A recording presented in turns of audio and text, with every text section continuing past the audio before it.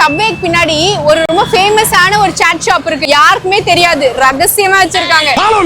அந்த ரகசிய கடைக்கு எவ்வளவு கூட்டம் இருக்கு பாருங்களேன். ஒரு சப்வேக்கு பின்னாடி ஒரு சின்ன கடை, 25 வருஷமா கடைக்குள்ளேயே ஒரு நேம் போர்டு கூட கிடையாது. இருந்தாலும் அந்த கடைக்கு வெளியே அந்த கூட்டத்தை மட்டும் பாருங்களேன். ஈவினிங் டைம்லாம் போனீங்கன்னா ஜேன்னு இருக்கும். சன்னா, சமோசா, குலாப் ஜாமுன், ரபடி, கேரட் அல்வா, லசின், ரொம்ப லிமிட்டடான மெனு. அதுலேயும் ஒரு பக்கம் இந்த சமோசா ஃப்ரெஷ்ஷாக ஃபோல்ட் பண்ணி சிறு பொரிச்சு எடுத்துகிட்டே இருப்பாங்களா, அது அப்படியே சாப்பிடாம கூட இருக்க அந்த சன்னாவை வாங்கி அந்த சமோசா வந்து சென்னால் பிச்சு போட்டு மேலே ஒரு 2 சட்னியை ஊற்றி கொஞ்சம் ஊற வச்சு சாப்பிட்டா சூப்பராக இருக்கும்.